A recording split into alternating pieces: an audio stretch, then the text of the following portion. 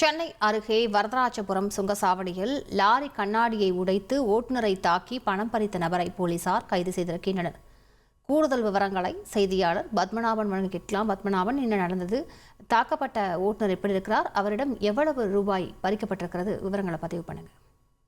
மதுரையைச் சேர்ந்த அசோக்குமார் லாரி ஓட்டுநராக இருந்து வருகிறார்.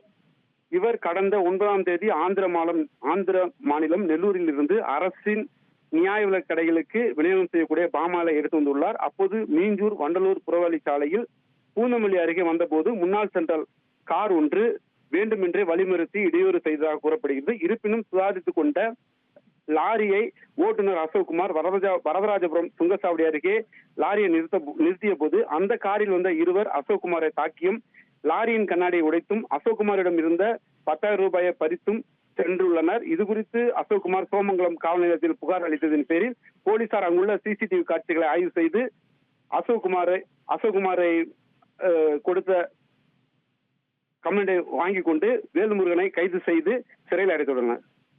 விவரங்களுக்கு நன்றி பத்மநாபன். உங்கள் தந்தி ஒன் தொலைக்காட்சியில் கர்ணன் தினமும் மாலை 5 மணிக்கு காண தவறாதீர்கள்.